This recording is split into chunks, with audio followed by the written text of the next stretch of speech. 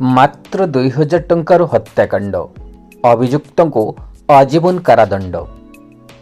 गंजाम जिला कोदला थाना अंतर्गत भाटपड़ा ग्रामर जड़े व्यक्ति को मात्र 2000 टंका को केन्द्र करी हत्या करा जायतिला।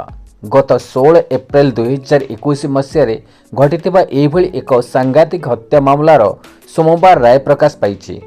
गंजाम कोदला स्थित अतिरिक्त जिला दौराज विश्वरंजन बेहरा उक्त मामलार विचार करी राय प्रकाश करिसेंती। अभियुक्त ए बरिड़ा ग्रामर राधाकृष्ण साहू ओरफ दही को आजीवन कारादंड दंडित करिसेंती कोर्ट। सूचना मुताबक राधाकृष्ण साहू ओरफ दही बाहर राज्य को श्रमिक नेउथिबा बेले कोदला थाना भाटपड़ा ग्रामर मृत टोकुना छटाई तांको 2000 टंका देवाको बाकी थिला। यहाकु नै उभयଙ୍କ ମଧ୍ୟରେ झगड़ा होइतिला। गत 16 एप्रिल 2021 मसीह मृत टोकुना कविसूर्यनगर थाना अंतर्गत ए बरिड़ा ग्राम को जाइथिबा बेले अभियुक्त राधाकृष्ण सेठारे तांको धारुआ छुरी रे पेट को भूसी हत्या करथिले। मृतक बापा जयराम छटाई एनै थाना रे एतला देइथिले। एही मामला को सरकारी अतिरिक्त पीपी सुभाष साहू परिचालना करने सह प्रतिक्रिया रखिंट। गंजाम जिलूर शिप्रा पट्टनायक रिपोर्ट, चतुर्थ स्तंभ न्यूज।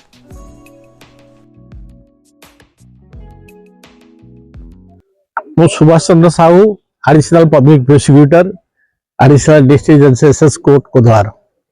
घटना थिला एक गोटे सामान्य घटना को लेकिन एत बड़ कथा गोटे उभय जी डिसीज एवं आक्यूज आग भितर गोटे सामान्य किसी टंका नेण देण को लेकिन से कौन लेबर कॉन्ट्राक्टर थे डिसीज अच्छा भितर कथा कटाकटी हो शेष से आक्रमण कले।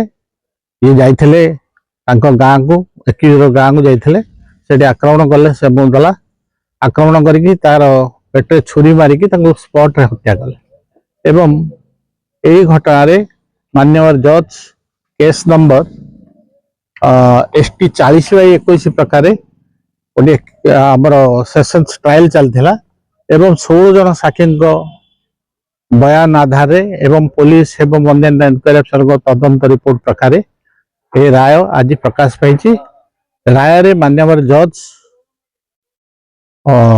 302 एवं 324 IPC प्रकार दंडित कर मुदला को एवं 302 आजीवन कारादंड सहित 10,000 टंका जरिमाना करछंती एवं 10,000 टंका अनादे 6 मास अधिक दंड विधान करछंती।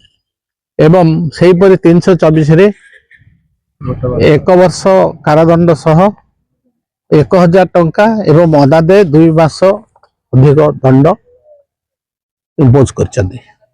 एवं यह एक यथार्थ राय कहले जुगाद राय कहले अत्युक्ति होनी कहीं गोटे दुईसम मर्डर जघन्य मर्डर एवं यार प्रभाव सुदूर प्रसारी हम एवं मान्य जज आज राय रे स्पष्ट कर सब कथा एवं एक्यूज तार से उपस्थित थिला एवं ताकर वकील थिले समस्त पक्षर शुणी से राय दी।